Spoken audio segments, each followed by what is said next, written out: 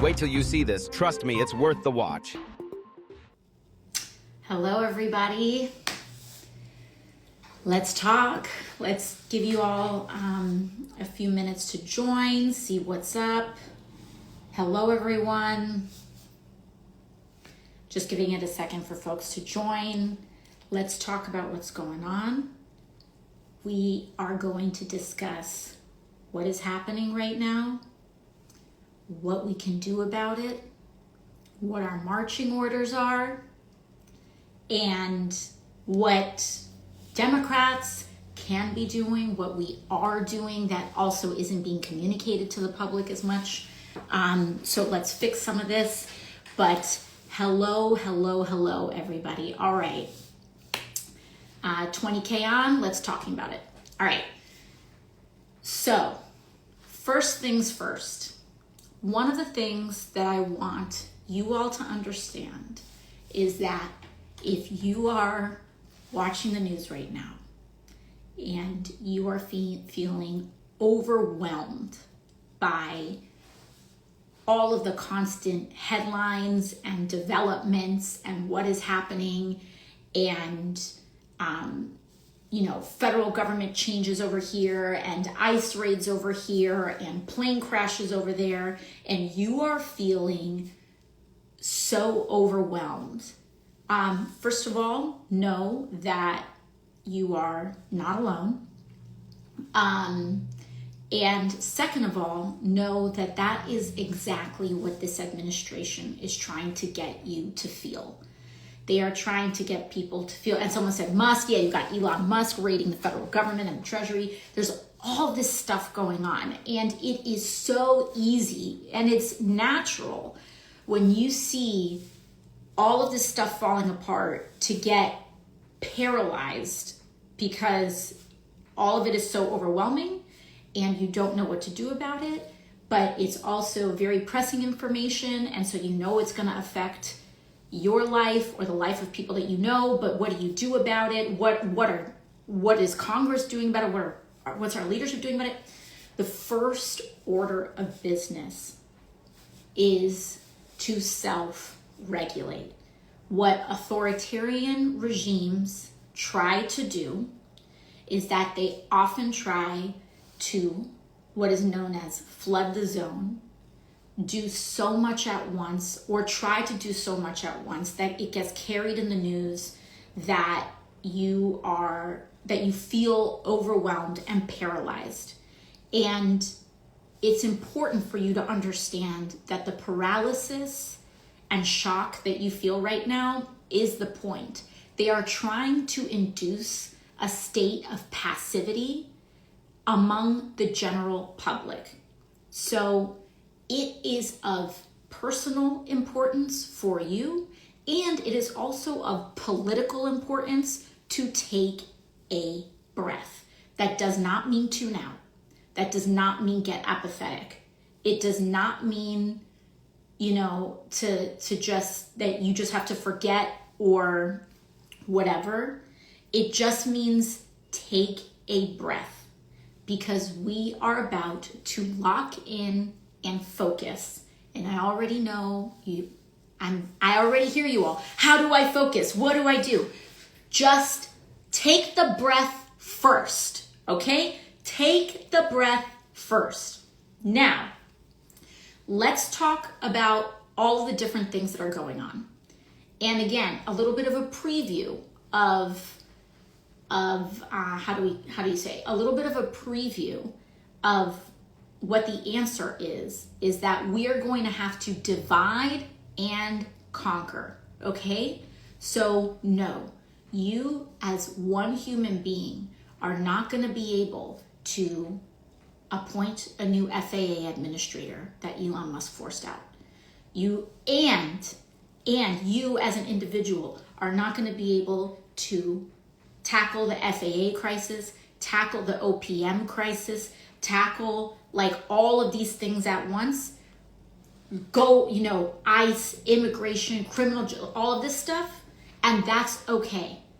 Pick some of the things and trust that when we have mass mobilization, We are going to be addressing these things. Do what you can. That's the second principle, okay?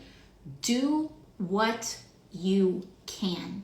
You do not, and what you can do is enough, okay? Do what you can, and what you can do is enough. That's principle number 2. Now, and again, what can we? I'm gonna get there. Relax, take a breath. We're gonna get there. What is going on is so comprehensive, and I want to make sure that I'm giving you all as comprehensive an overview as I can so we can figure out, and you can have the tools to figure out how to lock in and how to mobilize. So that's number 1 and number 2. Now, someone said I should make a handbook. Maybe we will. Now, let's talk about a couple of things. I want to give an overview as to what is happening right now. Donald Trump, as we saw, was inaugurated several weeks ago.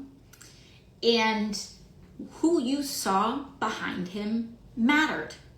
The people who stood behind Donald Trump at his inauguration are some of the people that are playing a major role in upholding and supporting what is going on. That is important to know because we need to know who are the folks that are responsible.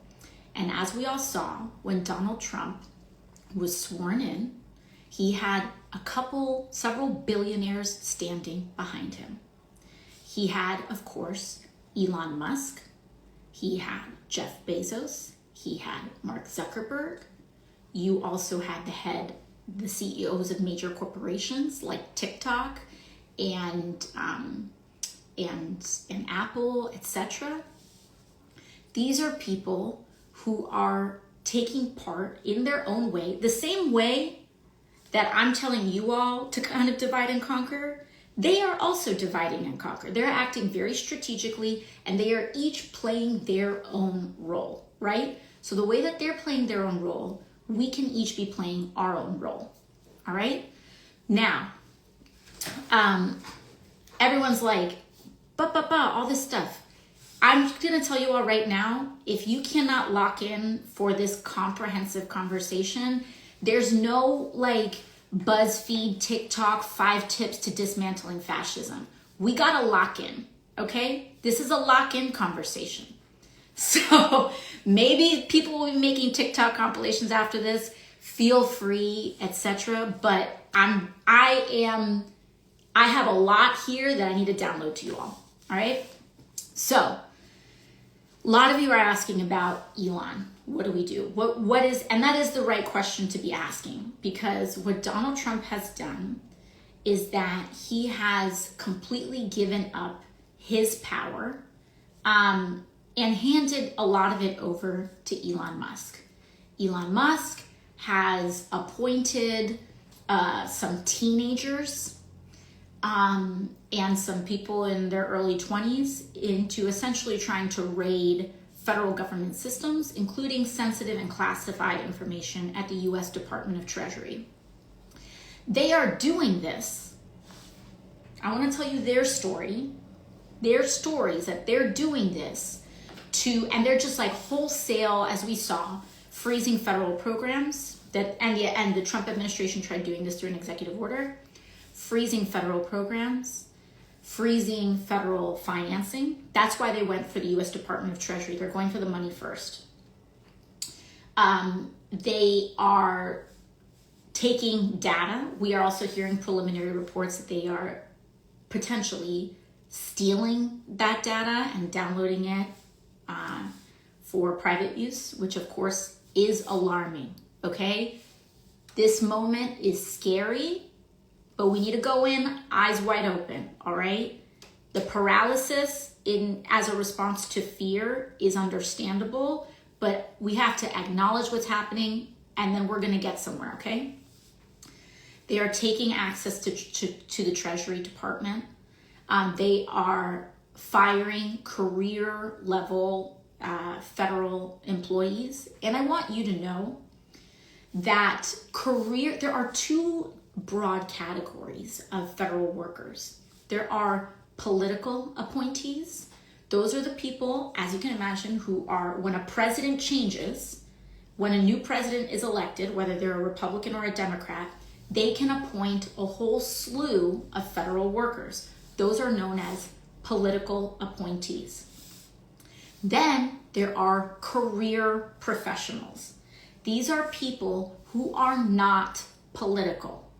These are people who have spent 10, 20, 30, 40 years of their lives managing the administration of Medicare payments, of Social Security checks, of science research in how we find cures for diseases, from everything from cancer to diabetes, from our national energy systems.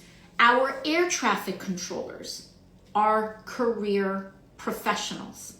They are not, a new president can't just get elected and snap their fingers and politically appoint an air traffic controller, because that requires years of training. And these are what are known as federal career workers. What is alarming about this moment, one of the things that they're doing is that they're going after money and they're going after people, okay? They're going after money there we go, sorry about that. They're going after money with the U.S. Treasury Department, and then they're going after people, which is known as OPM. You're going to be hearing OPM a lot. That's the Office of Personnel Management. And by the way, again, this stuff is important because one of the most important things that you can do in an environment and a time like this is to educate yourself. Knowing what is going on is not the same thing as reading a headline, okay? Knowing how things work, political education. This stuff is important because you can't do anything if you don't know where the vulnerabilities are and understand the big picture, okay? So I'm gonna get to all of your questions, but pump the brakes, okay? Breathe. Now, once again, two areas. They're going after the money with the U.S. Treasury Department, and they're going after the people, which is OPM, Office of Personnel Management, the federal career appointees. It is normal for a president to come in and to largely dismiss a lot of the previous administration's political appointees. They have the right to do that. What Donald Trump and Elon Musk are doing is that they're going in and they are gutting the career professionals who have legal protections, who have decades of experience, and we will say they are playing with fire in doing that. Why are they playing with fire? Well, I'll tell you one thing. I represent LaGuardia Airport. It's in my district, not too far. So I represent LaGuardia Airport. Unsurprisingly, a lot of the neighborhoods around airports are filled with workers for those airports. So I know a decent amount about airports, air traffic control, flights, etc. These are kind of the weird things that happen when you're a member of Congress. You become like experts in these very niche things that affect your community. So many of my workers, many of my constituents who are workers at LaGuardia and also who serve JFK Airport, are experiencing and seeing what is happening up close. All of this stuff matters because it's connected. And when you see how it's connected, you feel less overwhelmed because you start to see a central theme emerge, and it doesn't feel like you have to tackle 100 things. It starts to feel like you're tackling a handful of things, okay? So you have this OPM dismissal and federal freezing. Last week, and also in the last 2 weeks, Donald Trump, 2 weeks ago, Donald Trump gets sworn in. Elon Musk then puts pressure on both Donald Trump and applies political pressure to dismiss the FAA, the Federal Aviation Commission, or rather the FAA, the Federal Aviation Administrator. they put pressure, Elon Musk put pressure to dismiss the FAA administrator. Now, why did he do that? Theme, okay? Elon Musk put pressure on him because the FAA administrator was advocating for, I believe, either fines or other sorts of punitive measures on Elon Musk because of violations that they were doing over at SpaceX around safety. So Elon pressures the Trump administration and forces the dismissal of an FAA administrator. That's part number one. Then a week later, or a couple of days later, the Trump administration, through OPM, through Elon Musk, through all these people, then send this ham-fisted letter out to virtually every federal employee, including some of the workers at LaGuardia Airport, and including virtually almost every air traffic controller in the United States, saying, we want you to leave your job.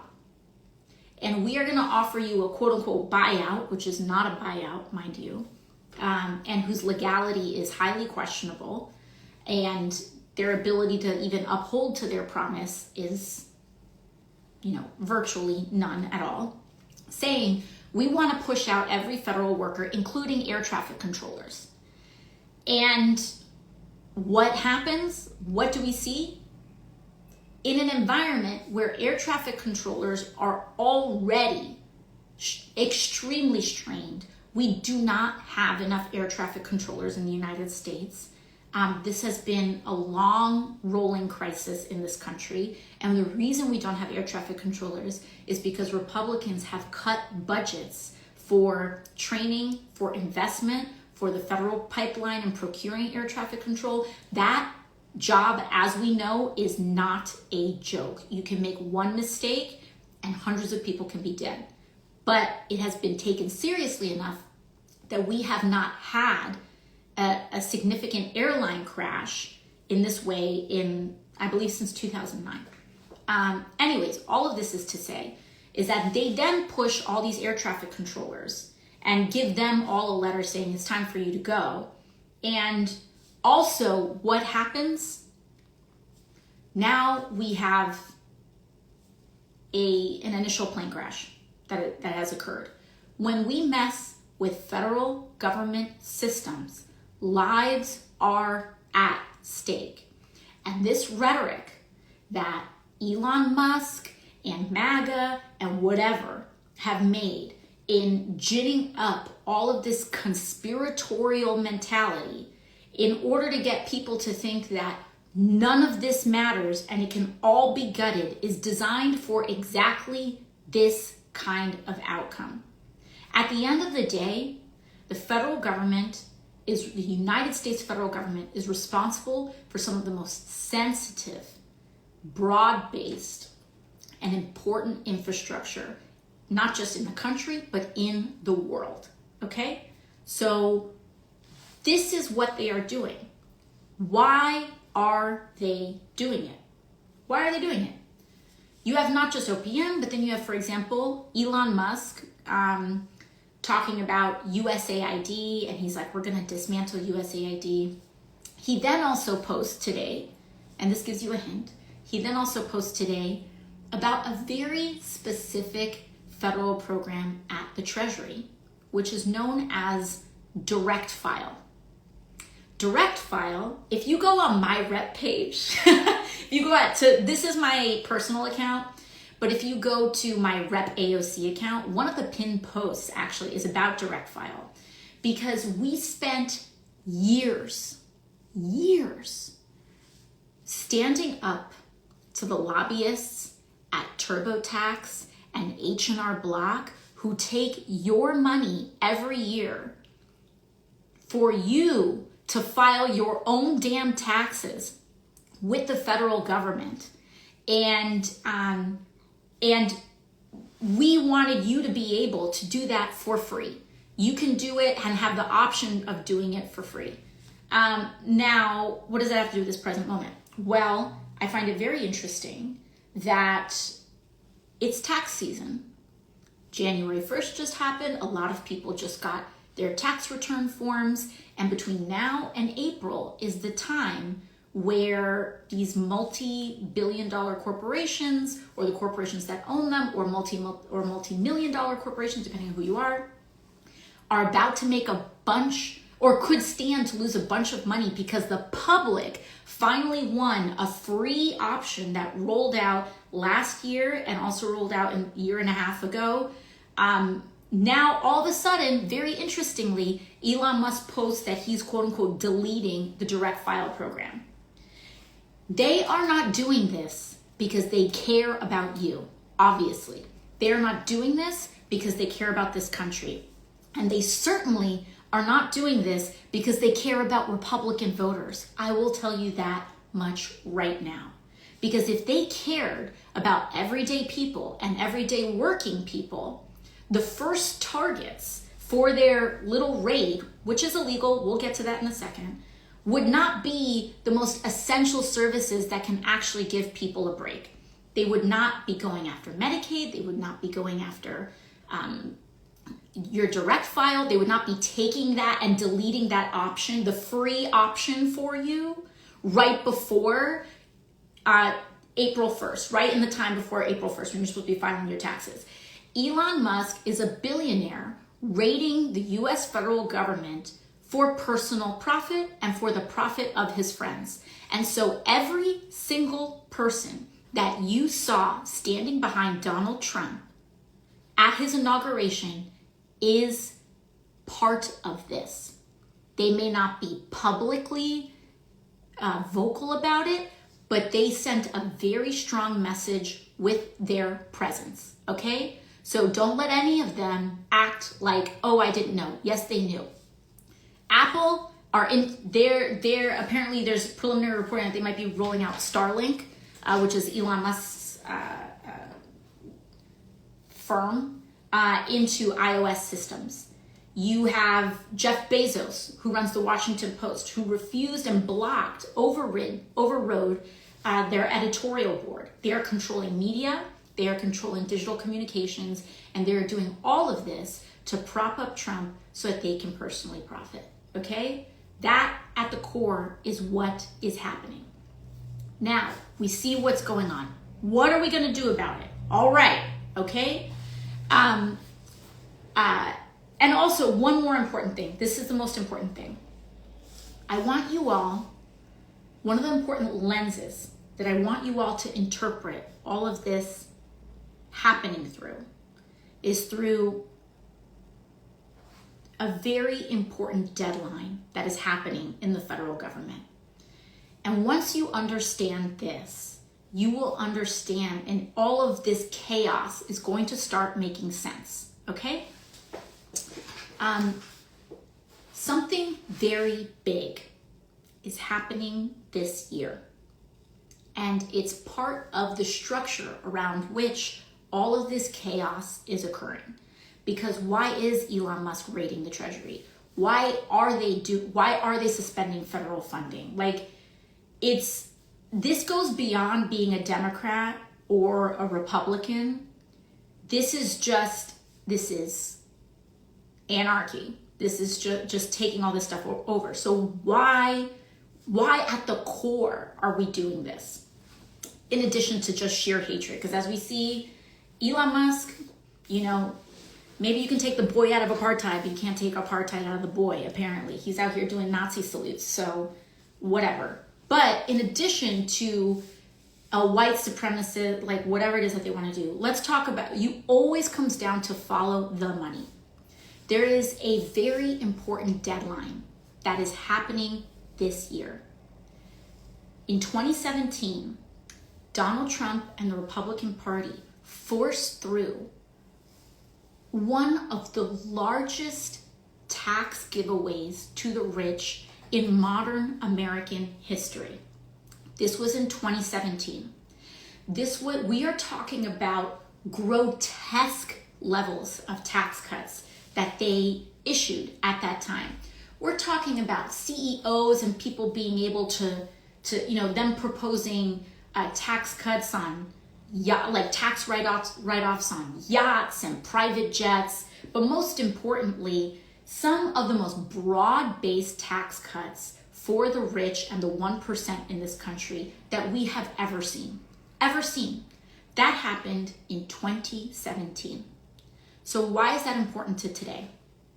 Those tax cuts had a sunset period, and that sunset period occurs in 2025. 2025. So now we're here.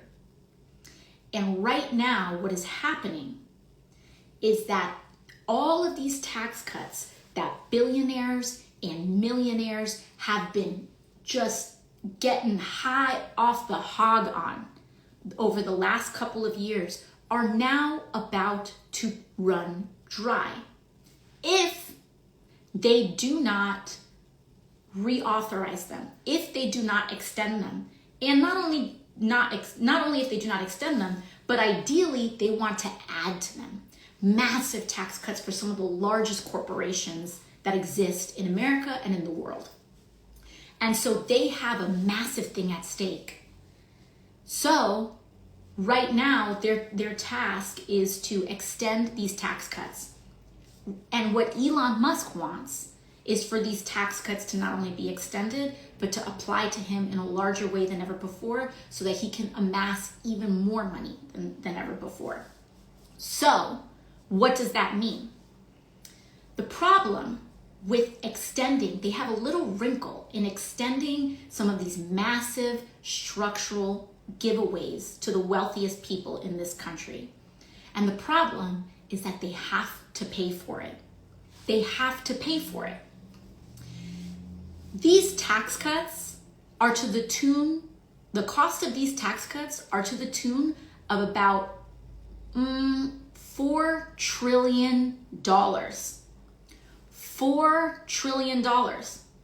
And so if the US federal government is about to, if these tax cuts for the wealthiest people are going to expire this year, and if those tax cuts are set to expire, and in order to extend them, you need to find $4 trillion, well, where do you look?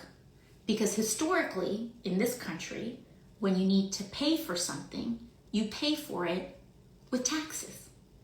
And other small, other kind of alternative forms of revenue sources as well. I need to simplify, but I want to oversimplify.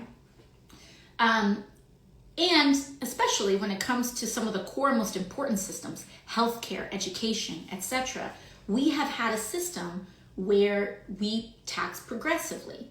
Now, not in principle, not in terms of the political progressivism principle, but what it means is that the more money you make, the more you get taxed, quote unquote. We know that that's not how it works in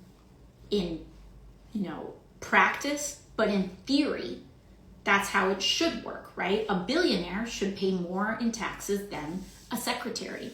And historically, not just billionaires, but also mass corporations, etc. That's how we keep the lights on. That's how we keep Medicare, Medicaid, the VA, at public schools, it's through taxes. So if these tax cuts are going to cost $4 trillion and the government, and you're by definition not going to tax anyone else, not going to tax the rich in order to pay for it, then how are you going to pay and square that circle? There's two ways that you do that. One is that you tax the poor and you tax the working class and you tax the middle class. You raise taxes on that, which, by the way, they are proposing. I think if you make less than $300,000 or $350,000-ish, your taxes will be going up. And actually, the further below that number you make, the more your taxes are going to go up by. So, sorry, that keeps happening. So, if you're making $28,000, They want you to be paying way more in taxes, especially proportionately, than if you're making $150,000. But they are proposing all of our taxes to go up. That's one way. But guess what? That's not going to that doesn't make up the difference. It may make up a small bit, but it doesn't make up the difference. $4 trillion, you are not going to make that by taxing people who make $28,000 a year a little bit more. Doesn't make it up. Math doesn't square. So they're going to do that, but it's not enough. The second thing that they're going to go after are massive programming cuts, or the massive programming cuts, which we will get to in a minute. And the third thing that they propose is cutting waste. First of all, they tell you all of these stories about waste and government waste and Doge and whatever. First and foremost, understand that there is already a federal agency who is a watchdog on waste in the United States. That is known as the Government Accountability Office. So all of these people acting like, oh, we're going to set up an agency to identify waste, as though that's never been an idea before, take a number. These people, and I can tell you, in my experience, I have encountered many billionaires in my career. You all have seen many of those encounters in hearings, in other, forms of questioning, etc. I can tell you that this dude is probably one of the most unintelligent billionaires I have ever met or seen or witnessed. Which, you can probably even glean that from watching these people on TV. Anyways, all of that is to say is that they don't do their homework. Clearly, they're putting 19-year-olds in at the Treasury. This dude is not smart. And the danger in the lack of intelligence and the lack of expertise that Elon has. I mean, this guy is one of the most morally vacant, but also just least knowledgeable about these systems that we really know of. But the point is that what that means is that they're going to hit a button inevitably. They are going to hit a button and things can go sideways. We already saw that last week when they were like, oh yeah, we're gonna freeze everything. That sounds so cool, let's do that. They hit the freeze button and then Medicaid portals across the United States got suspended through that EO. And they tried to make up for it and be like, oh, that has nothing to do with all of it. Really? You're gonna freeze all federal programs and then the Medicaid portal suspended and you think people are gonna think that's not connected? I mean, I know they think people are stupid, but it's genuinely just be so for real right now. Anyways, so what they're trying to do is that under the guise of waste, they are going to try to cut and gut some of the most essential federal programs that we've got. In fact, how do we know this? Because the Republican majority and their budget had a sensitive internal document that got leaked a couple of weeks ago. And I can tell you that I read through it. And they identified bit by bit everything from the mortgage interest tax deduction to, which I raised a couple of weeks ago, to Medicaid itself. They have identified as wanting to eliminate in order to pay for Elon Musk's tax breaks, Jeff Bezos's tax breaks, Mark Zuckerberg's tax breaks, and other giveaways and other sorts of giveaways to the wealthiest people and corporations in this country. And the biggest one, lock in everybody, okay? The biggest one that they are going after is Medicaid, okay? They have Medicaid in their sights and they want to cut $2 trillion. Remember? They need to find $4 trillion. And they've got maybe, this is $4 trillion. They maybe have one knuckle in tax increases in terms of paying for that. They maybe have like one knuckle in tax increases on middle class and low income people. You're just not going to get that money for it. And they do not have, I mean, you can cut every wasteful practice and you're not going to get close. Because by the way, what are they not going to include in their government waste assessments? Take a big guess. Defense spending.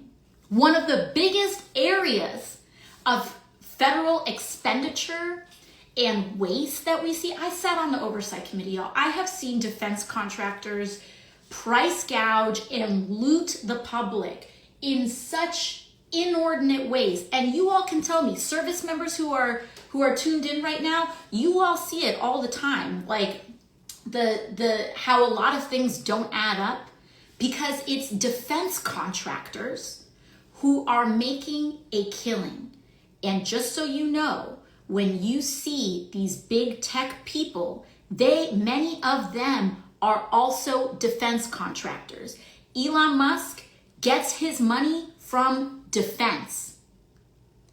SpaceX, they put all these slick branding on it, and they like to brand themselves as tech and as like all of this other stuff. But a lot of them get their money through defense contracts. You hear me?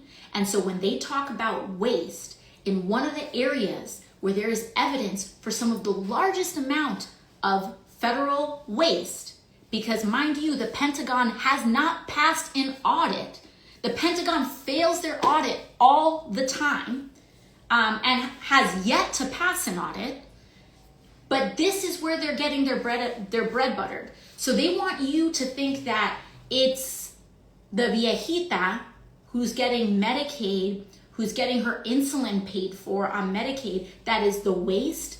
Because what they don't want you to do is to look at U.S. defense spending, particularly defense contractors, and even in that under area of defense contractors, their defense contracts. Microsoft, Amazon, a lot of these AI initiatives, defense contracts, which by the way should not be legal. And we saw this. We saw some of the early use of AI being used in war, which in a way should absolutely be illegal. Robots make mistakes, and if you accidentally bomb a building or just bomb a building indiscriminately without proper human oversight, which by the way we saw initially tested on Palestinians in Gaza, but that's not going to stop there. If you allow that to continue, it can continue. So anyways, what they don't want you to look at is their defense contracts. Also, Amazon, Microsoft, their integrations with ICE and immigration as well. I'm going to get to these things, but we have to lay out the full landscape, okay? So if we want to know what the motivation is, why this is happening, understand that it is deeply tied to the deadline that billionaires and the rich are confronting right now this year in 2025. And what they want to do is suspend the actual assistance that you receive, whether it is through education, whether it's through healthcare, etc. They want to suspend that and gut that in order to finance their own public looting and public coffers, okay? So when you see these plane crashes, or when you see the disruptions with air traffic controllers and things like this, or when you see all this stuff that's happening at the FAA, understand again, that happened, like this happened, and what happened, the FAA administrator was on leave. He had retired. Why? Because he had challenged SpaceX and wanted to find SpaceX. So understand, when you see all of this stuff happening, it's not all random overwhelm. It's about the money. Immigration, these massive expansions on immigration, they want you to believe that they're only going after criminals. They're going after everybody. They even arrested Puerto Ricans. They're going after everybody. And understand that this is how indiscriminate they are being. And they are doing this because also, you know who finances a lot of Republican campaigns? The private prison industry. They know that they actually can't deport all of these people at once in one go. And what do when you grab someone off the street, but you can't deport them for a long time? You build private prison camps. And this is we already saw them start to do that. And this is, especially with passage of certain legislation, this is what it's set to do. Okay? So understand the central motivations here. This is about preying on working class people and stoking racial division so that working people turn against one another in order to vacuum and suck up what little is left of American public infrastructure and life and hand it over to Elon Musk, Jeff Bezos, and all these corporations, etc. Okay? It's important to lay that out. Now, what do we do? Okay? What do we do about it? There are just like, okay? I know y'all are I can already hear, but just lock in for a second. Just like these problems can seem comprehensive and also overwhelming and complex, understand that we outnumber them. We outnumber them, okay? The people outnumber the 1%.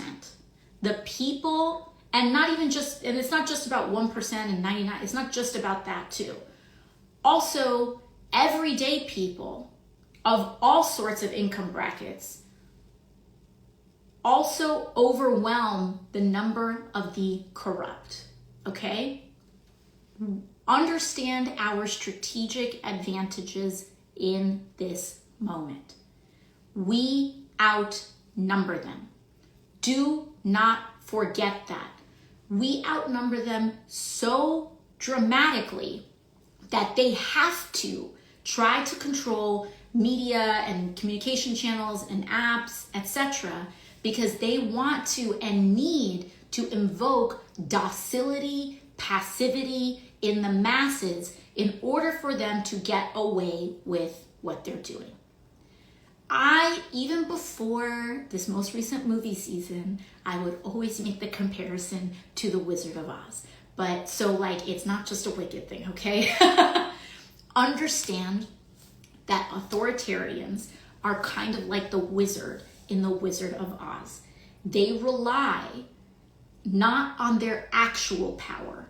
They rely on their perceived power. So, principle number 1 in what you can do is that when one of these things comes to your backyard, when it actually, when it comes to you, and I will give examples, but when it comes to you, when it does, you can resist. And what that happens over millions of people is that you generate enough friction that they cannot go as fast as they want to go, okay? So I'm going to give you some examples that have already been working. Let's start with immigration and ICE. When people say, what can we do? You can do the things that apply to you. In my community, we are a heavily immigrant community. And so ICE raids deeply affect and disrupt our community. And the prospect of ICE raids deeply disrupt and threaten our community. So, number 1, if you live in a community with a lot of immigrants, know your rights. That's one tangible thing you can do that I want you to do. And I'm going to go through what that means. And that means know your rights if you are a US citizen as well. Okay? Here's one way that we're going to create some friction in this system. Okay? Tom Homan, who's the head of who's the head of, who's directing a lot of these ICE operations nationally, etc. He went on TV practically crying. This dude was whining his ass off because ICE went into the city of Chicago, and Chicago had prepared for them. Community organizers, activists, and their mayor and local elected officials who were solid on this issue, they educated the city on their legal rights. Because what ICE tries to do is that they rely on people not knowing their rights in order to enter buildings, in order to search workplaces, etc. So when you know your rights, you are able to tell them no, and they do walk away. So you need to know your rights. If ICE comes to you as an American citizen, still assert your rights, because what you can do is protect people around you, and also make sure that you are slowing down this system. The slower they operate, the less they can break. You hear me? This is why this is strategically important. The slower they operate, the less they can break.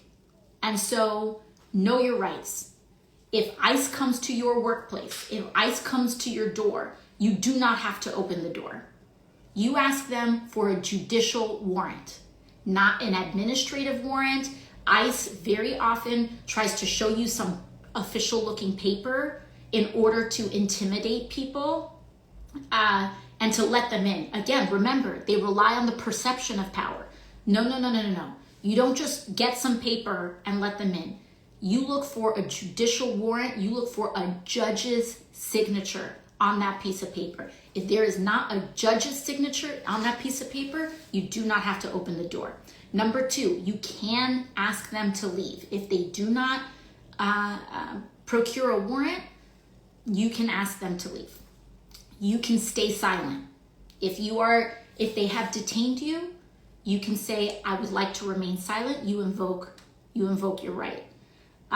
You do not have to share personal information. They want to know what your immigration status is. Even if you're a U.S. citizen, if they want to ask you, are you a U.S. citizen? You tell them, I don't have to answer that question. You tell them, I do not have to answer that question. You do not have to. They ask you where you were born. I don't have to answer that question. They ask for your immigration status. I do not have to answer your question. They do not, unless you are being officially detained, if they have a judicial warrant. And by the way, you do not have to sign anything. And if they want to keep asking you questions, you say, I would like to speak to my attorney. In New York and California, you have a right to an attorney, including if you are undocumented or anything. You would say, I would like an attorney. Or if you are outside of the states of New York or California, you can say, I would like to speak to an attorney. And you can get your own attorney. Or you can procure your own attorney. So you say, I want to talk to a lawyer. Know your rights. Use them if you are a citizen. Use them if you are not a U.S. citizen, green card holder, whatever it may be. And also, one simple thing you can do is share your rights. Know your rights information. How do you do that? 2 things. You can go to my Rep AOC account if you want, and there's a slide with Know Your Rights. If you want to go grassroots style, you can use mine. They're ACLU, a bunch of people have them. Print them out, hand them out. Hand them out to people. Or if you sign, again, this is like not a plug.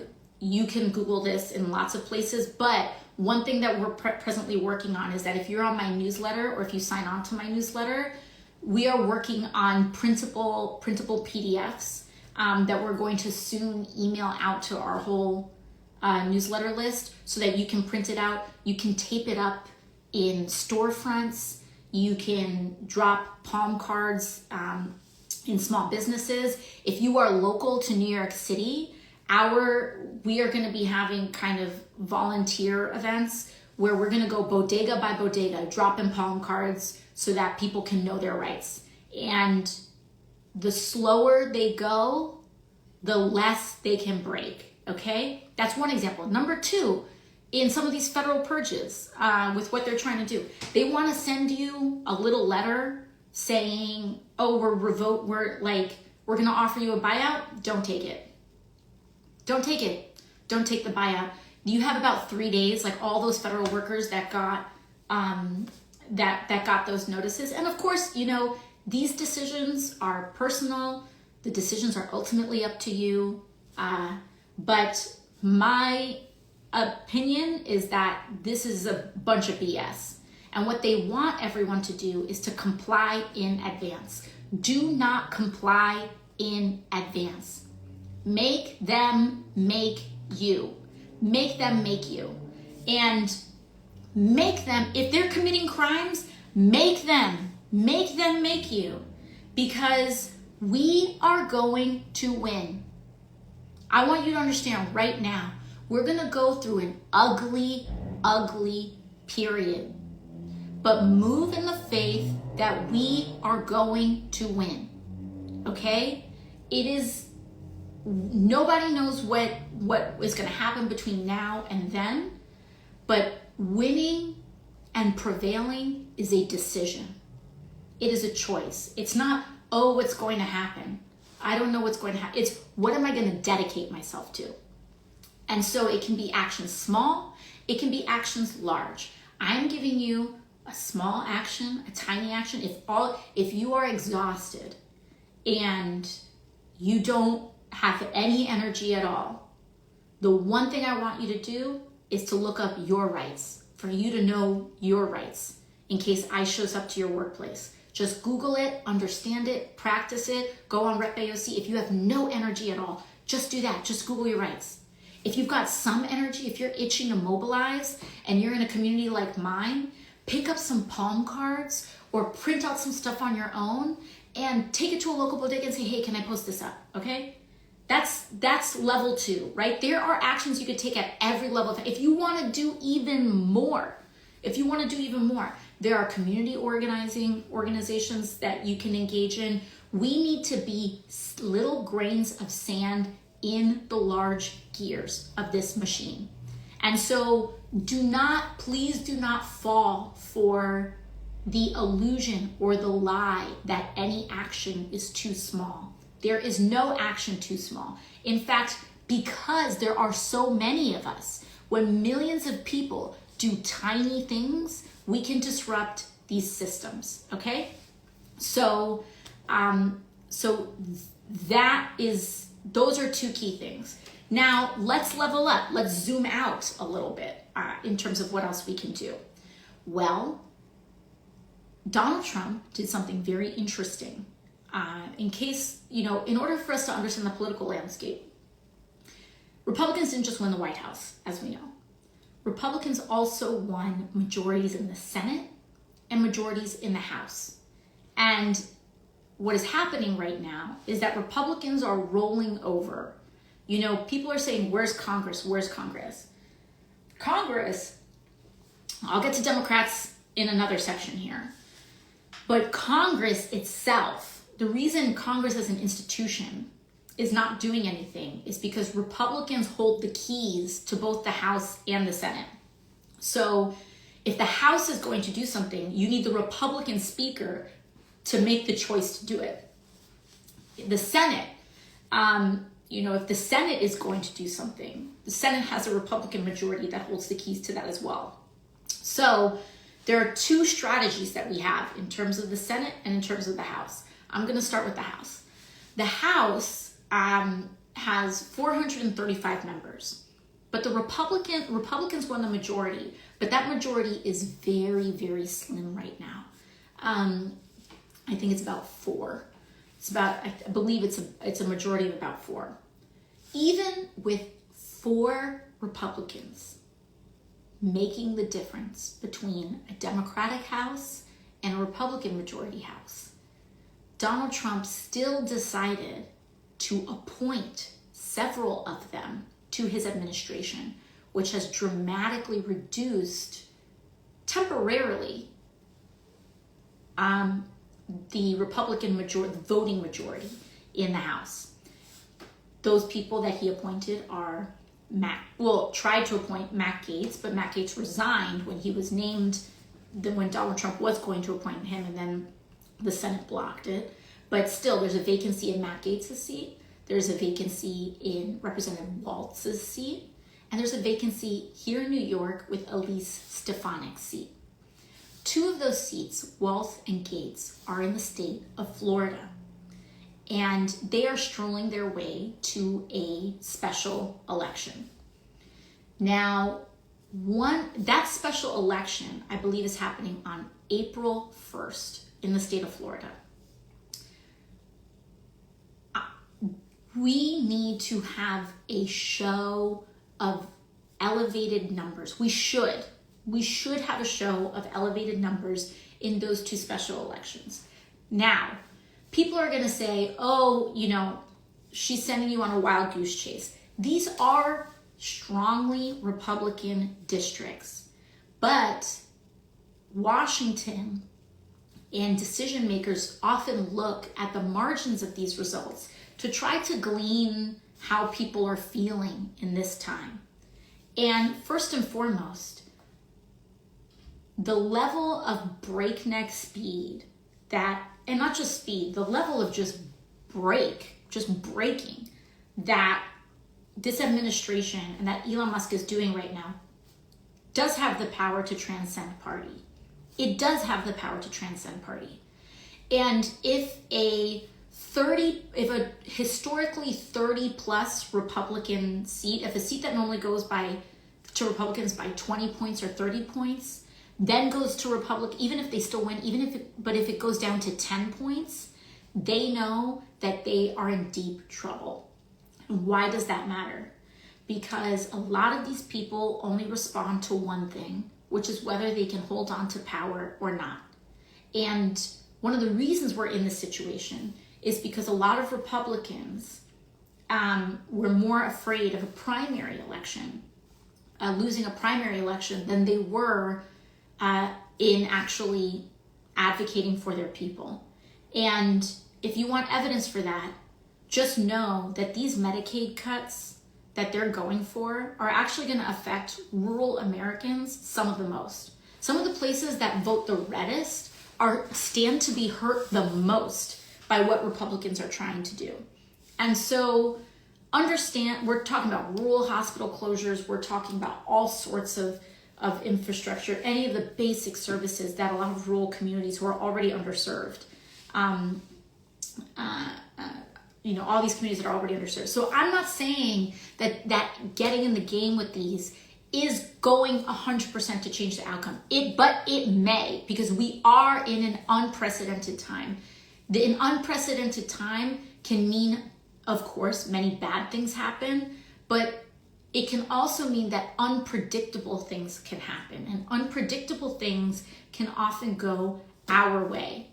I was elected in the first Trump administration, and nobody ever thought that I had a prayer in order to win. I was a waitress.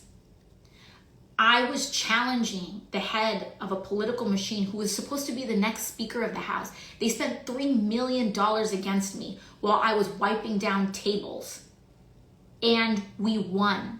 Why? Because an unpredictable window has opened. Do not comply in advance. You try anyway. We try, and they want to flood the zone. We can flood the zone with people. So those April 1st special elections, you can take a look at those. But importantly, in New York, Elise Stefanik's seat is open. And, those Florida seats, we can start mobilizing there. We'll start exercising our organizing muscle there. But we're doing that in order to build the larger infrastructure and power that we need.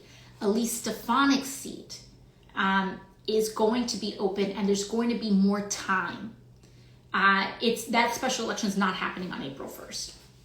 And so what that means is that New Yorkers, we can focus on the special election for Elise Stefanik's seat, and we can go for it, okay? We can go for it.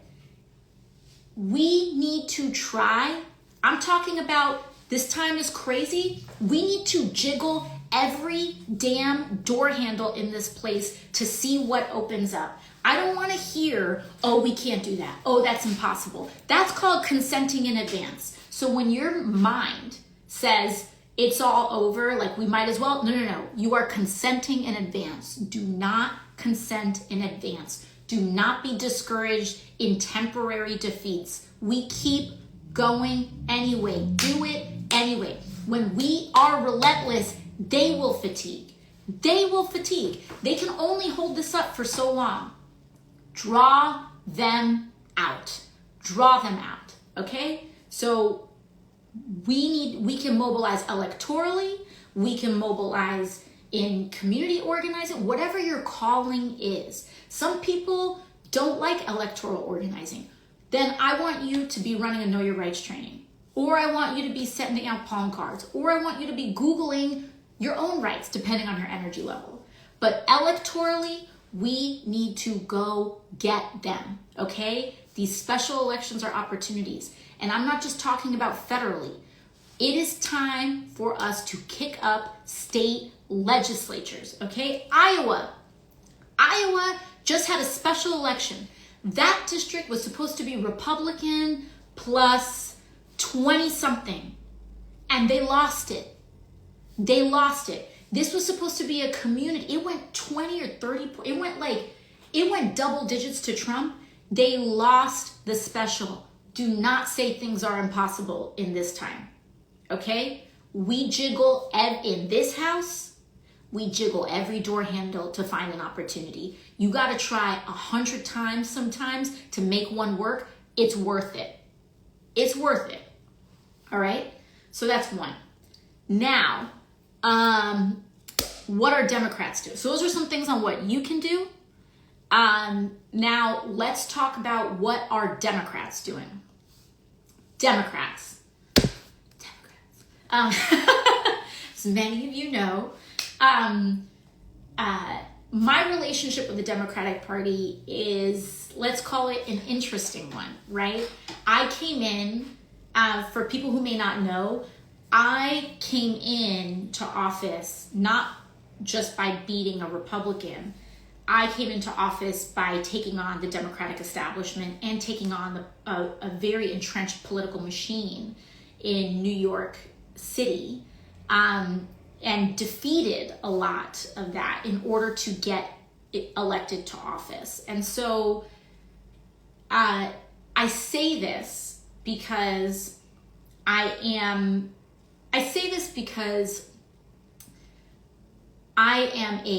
an elected Democrat in Congress, but also I have I think sometimes a certain independent or little bit of a removed perspective in order between examining how the party is operating and also my direct relationship to the people. And so I've always kind of had this like in the middle type of relationship, and it's always awkward, right? Like, I'm an elected official, so everyday people, it's a different kind of relationship, but also I'm also viewed with skepticism sometimes within my own party, or sometimes historically even hostility from my own party. But at the end of the day, that's like, I'm here, and also on top of that, I don't accept any lobbyist money. I am financed like by everyday people, and the average donation to my campaign is like $16, $20, depending on the day. And so that also means that I am not as attached to lobbyist influence, and also just kind of like the traditional ways that Washington works. I say all of this because I want you to know that when I'm about to talk to you about what Democrats are doing right now, and what we are doing, what we may not be doing, it's done with that perspective in mind, which is that I'm capable of stepping out of the party and looking at it because of both how I got here and the fact that I rely on the support of everyday people, but also it's also, though, in my communications with you all, I do have a level of insight where I can share with you what I see going on. And so there's two sides to this coin. So I want to let you know what Democrats can be doing right now and what we're starting to see some mobility on. So point number one, a lot of people say, where are Democrats right now? I don't know where Democrats are right now. There's like two things can be true at the same time, right? Number one, I want you to know the timing with which they did this. One of the reasons why you see, I think, either a delayed response or why it's harder to see where Democrats are right now is because Donald Trump waited until Congress adjourned session in order to start this, for lack of a better word, shit show. And so literally what happened is that Congress is in session for votes, and then they adjourn session in order to go back to their communities, do town halls, do like tours and stuff like that. So it was almost like on the clock when Congress was adjourned and everyone got on planes to go to their districts and their communities across the country. That's when they started hitting the shit show and all this stuff. So when people are like, why aren't we in the buildings in Washington, D.C.? I like, your member of Congress is in your district, right? That is changing tomorrow. Tomorrow, Congress is going back into session, and you should be seeing a lot more activity. And I would anticipate you're going to see a lot more activity to that end, at least in terms of the House. The Senate sometimes has a different schedule, but the House has the vast majority of people. So I would anticipate seeing more of that kind of activity. Now, in terms of substantive things that we can do, the Trump administration is currently trying to get their nominees approved and voted on. No Democrat should be voting to advance Trump's nominees while all of this stuff is going on. There has to be a political price to pay, and we have a responsibility as a party to block everything that is happening while they're setting a literal match to the federal government and giving 19-year-olds classified access, potentially classified access to the U.S. Treasury Department. So we need to start blocking every single procedural advancement on the Senate side in order to do that. And we need to be a pain in the ass. And a lot of times, Democrats in the Senate, in the name of ceremony and fake history, in the case of the filibuster, it's fake history that many of them cite, and what have you, like gentlemen's agreements. The Senate loves their gentlemen's agreements, which is to say, it's not like rule breaking, but it's just like these kind of handshake practices that they have. We have to stop playing nice in the Senate and block every damn thing that we can. Do not give votes to the nominees. And by the way, I want you to look. Do not assume that your senator is not going to vote for these nominees. If you are a Democrat, or if you are a person rather that has a Democratic senator, give them a call and tell them, I do not want you to vote to advance or approve any of these nominees while all this stuff is going on. Please tell them. Do not assume that just because you have a Democratic senator, they're going to, that they're just going to vote no. Trust me. You can look up any of these votes recently.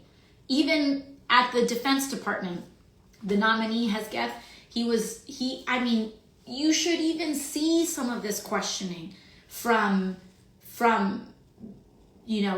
people coming forward about not just sexual harassment and with accounts of this, accounts of drunkenness on the job, all of this stuff, you still had a Democrat who voted for him. So do not assume that just because you have a Democratic senator that they're gonna vote no. Like, even with some of the most unqualified people, you call them and you tell them, I want you to vote no. I want you to block these appointees until, like, while all this stuff is happening, okay? Use our leverage. Make them fight for every single step. The slower they go, the less they can break, okay? We're bringing things down. Now, in terms of the House, what are some of the things that we are doing that can be done? Earlier today, the leader in the House of House Democrats, how do I say this? The leader of Democrats in the House is a gentleman from Brooklyn known as Hakeem Jeffries. He is the House Minority Leader, the House Democrats leader. He sent out a message, a list today with 10 central objectives in terms of things that they're doing. And it's important to recognize what we can do and what we cannot do today. Someone said, a bartender congresswoman talking about qualifications. Hell yeah, I'm going to talk to you about my qualifications, because I know what it's like to be a working class person, and I got elected as the youngest woman in American history to Congress with my knowledge and my ability to organize and connect with my community. So when any one of these people can win an election with that kind of a background and you don't take lobbyist money, then you can give me a call. But until then, these people are seem to be apparently having 3 martini lunches thinking that they can run and command the respect of the Defense Department. So give me a break. Anyways, back to regularly scheduled programming. The leader of House Democrats is Hakeem Jeffries. He sent out a kind of a bulletin today with 10 objectives. Now, remember that theme that I brought up earlier today: divide and conquer. So we're not going to get overwhelmed. We are going to educate ourselves on who is in charge of what, okay? So one thing that we expect to see, and that we expect to see, is that House Democrats and legislation is going to be advanced this week to implement mechanisms to help block some of this infiltration that we're having at the U.S. Treasury Department.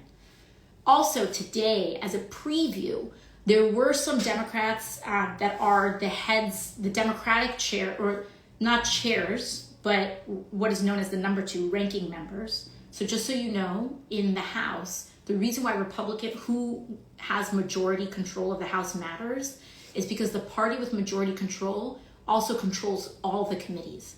So it's not just that you have more votes, it's that Republicans will control all the legislation that comes to the floor. Republicans control all of this stuff. So people are saying, Dems will not pass stop. Please understand, again, do not consent in advance. When Republicans have a majority that is this big right now, about 2 people, those 2 people that need to win re-election really, really care about being reelected, okay? So if we put pressure on, I can name one of them right now in the state of New York. We have Mike Lawler in Westchester County. This is a district that was won by Joe Biden. This was a district that was carried. There are Republican House members that are in districts that Joe Biden carried in 2020. These are districts with enough Democrats in them and enough people who vote Democrat in them that they can be unseated, okay? Those people do care about what you think and how pissed off you are. So if you can you don't need to get 100 Republicans to do something. You can put enough pressure on 4 or 5. And again, this issue is not about Democrats or Republicans. This is about our country, y'all. Like, this is not, listen, I have ideas and I have principles that I feel very strongly about. Yeah, I believe every American should be guaranteed healthcare in this country. Sue me, okay? Like, oh wow, I believe that people should have a living wage. Oh no, fine. Like, recoil in horror at my big crazy ideas that people should be alive and cared for in this country, fine. But this is not that. This is basic, keep the lights on, follow the law type stuff. And these are things that Republicans can lose elections over. And if we start sending the message that they can do that starting now, then we can start getting some traction and some momentum. Because if you think government is like a George Foreman grill and you can just set it and forget it, I regret to inform you that that is not how participatory democracy works. So we gotta lock in and we gotta start getting people quaking in their electoral boots, okay? And so we have to start doing Westchester County. If you're in Westchester County, if you're in Rockland County, if you're out here, I'm gonna need you to start making some phone calls saying, what are you doing about this, okay? To your representative. If you have a Republican representative, you should be making a phone call. Oh, they don't listen, it doesn't matter. Don't consent in advance. Don't consent in advance. This is how it works. Oh, they don't listen, they don't pick up the phone, they don't care, they're gonna vote the other way anyway. They need to know you are paying attention. They need to know that you are pissed off, okay? If they don't think that you're pissed off, if they don't think that you're not paying attention, they're gonna go faster. Even if your call makes them think twice, it is effective. And I will tell you, listen, I have sat on the steps of the Capitol when there have been people protesting and yelling at members as they walk in. And the thing that members do is that they ignore them and they keep walking and they act like their ears are full of cement and that they can't hear. I can tell you they can hear, and I can tell you that it affects them. They put on a face that it doesn't. Or they might tell Elon Musk is one of the thinnest skinned MFers I have ever encountered in my life. That dude, you can get him twisted by looking at him. Like, he is so insecure, which is why he's a white supremacist. Like, these people rely on this ideology because they need something to hang their hat of superiority on. Clearly, money isn't enough for this dude. He needs he needs to cling on to this to feel better than, because he has a complex, all right? Like, this is deeply psychological. This is what happens when, like, you don't go to therapy, dude. Like, this is what happens, whatever. They got their own personal problems, and they're taking it out on society. But the point is that that's also how these systems interact, right? Like, these people need to feel or exert some kind of power. And that is why the last principle is that you do not give them your fear. Do not give them your fear. Do not give them your anxiety. Do not give them your panic. This is a monster that eats fear. This is a monster that eats and feeds on your anxiety, on your paralysis, on your fear, and that is what sustains them. Don't give it to them. Yes, this time is scary. Do not give them your panic. ICE is another example. The actual activity that ICE is doing is relatively limited, especially compared to the rhetoric and what they're showing on TV. They're making it look way worse. It's bad, but they're making it look bigger. And the reason they are doing that is because people are going to take actions on their own. They believe that when you show it to be really big, that people will consent in advance. And I can tell you, in my community, there are people that are in a heartbreaking fashion doing that. They are pulling their kids out of school. So our babies are not getting educated. They're pulling their kids out of school because they're scared. Keep your kids in school if you can. If you can. Every situation is different. Everyone's life is different. But if you can, keep your babies in school. You need them in school.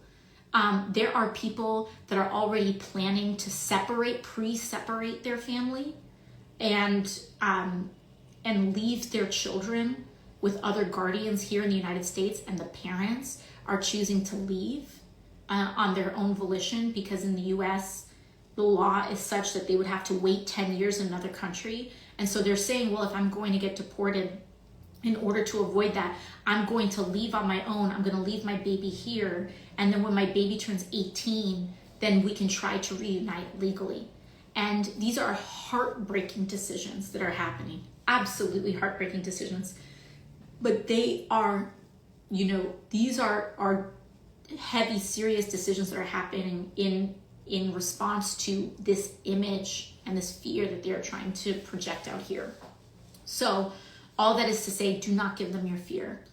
On top of the things functionally, let's go back to what Democrats are doing. Another thing that Democrats are doing is that we are coordinating, right? We do not have majorities in the House, and we do not have majorities in the Senate. Especially in the House, that means that our ability to investigate, to launch investigations, etc., are very limited, because we don't hold the gavels to the committees that would direct a lot of this legislation or investigations. And so what we can do is that we can partner across state and other sorts of governments in order to pursue strategies, right? And so, for example, the House, with response to the federal freeze, we cannot sue the president. We don't have the legal standing to sue the president. And people say, oh, courts, it doesn't matter. Do not consent in advance. I don't want to hear that stuff doesn't matter.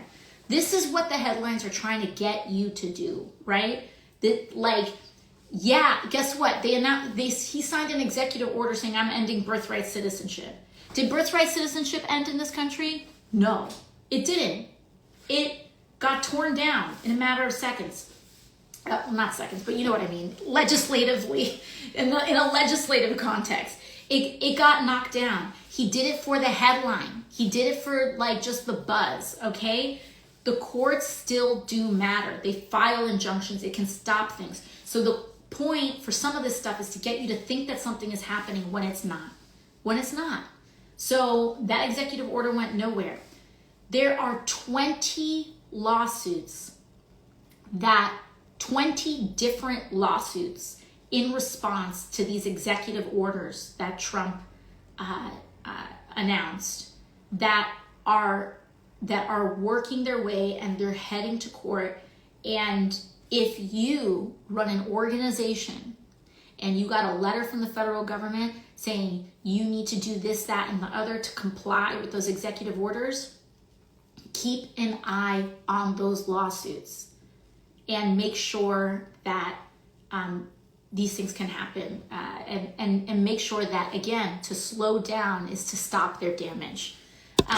Now, all of that, we also have the heads of the Democratic heads of the major committees that are being affected, the Judiciary Committee, Appropriations, Oversight, Budget, are going to be providing individual updates. So if you're asking, what about USAID? Well, we will talk about USAID, but what is happening about USAID? I want you to think about the Democratic head of what is known as HVAC, the House Foreign Affairs Committee. That's Gregory Meeks, also a New Yorker.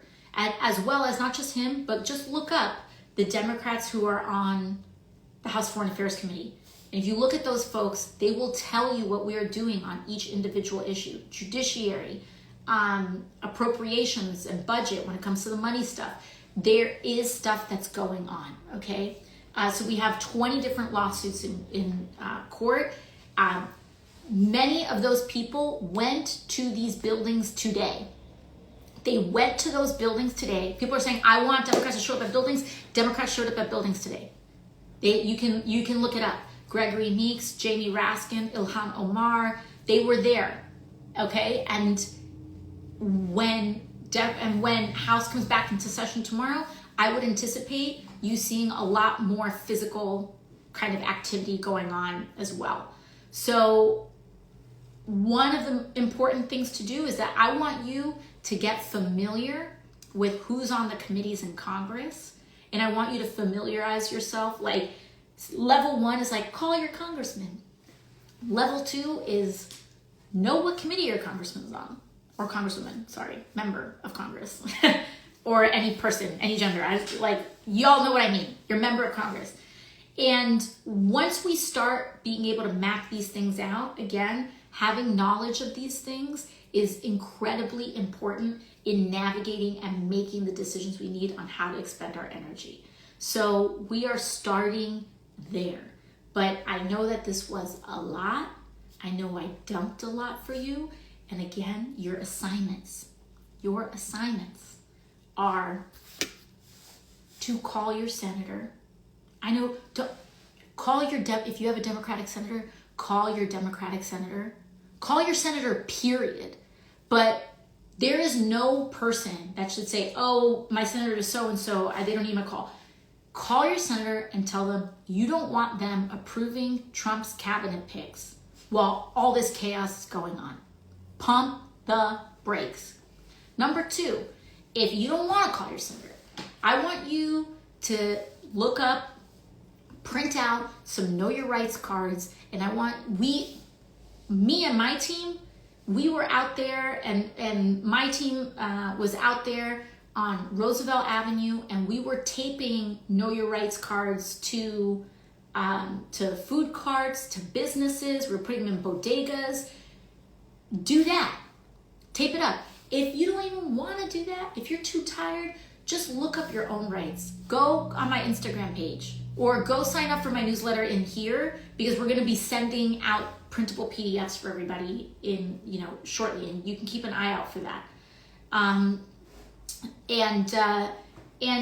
if you have a Republican member near you, I would like you to volunteer, to start volunteering now. Make the commitment now to help win the nearest swing seat to you. And not just winning the seat, not just an election, but being consistently engaged, calling them, seeing them, engaging them. What do you do about it? What do you feel about it? And put them on the record. Make them answer for what is going on. I'm telling you, it matters. We are in the Wizard of Oz. They want you to think that it's this big green floating head that is too big to confront, when they are little men with little fragile, rather big, fragile egos. And their feelings are easily hurt, and they are also easily shaken. And they overcompensate by saying, oh, we're gonna, whatever, with shows of force or mocking people. Or, this is the thing. This is why they punch down. Elon punches down because he can't punch across. And then he wants to make, these people want you to think that,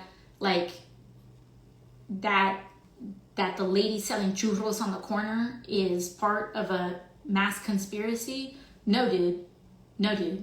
It's the big corporations. They're trying to distract you from what they're doing. And so stay focused, take a breath, understand what I laid out when it comes to USAID. There's also going to be actions on there as well. We are seeing Marco Rubio did the opening silo. We can use the Senate votes as leverage to halt what is happening at USAID. And I would anticipate, because they got up to all this, they waited until Congress flew out for the week in order to start all this nonsense. And when everyone is flying back tomorrow, you can anticipate a lot more activity. And so I think that I've given you all enough. Understand that your everyday small actions matter. They matter. Letting someone know that they are safe with you matters. Showing up matters. Asking someone that you know if they know their rights matters. And these people feed off our fear, and they feed off our apathy, and most of all, they feed off of the nihilism, this disease, this cynicism of this notion that nothing we do matters and nothing we do makes an impact, so that we don't do it. Don't listen to them. This is a mentality thing that they are coming after first and foremost. That is why they are trying to control your attention. They are trying to control your attitudes and beliefs, and they are trying to control your emotional state, right? They want you consumed with and paying attention to their narrative and headline. They want to make sure that that you feel overwhelmed. They want you to feel like nothing matters so that you don't try, because if you do try, there are times where you will win. So they don't want you to try at all. Try, okay?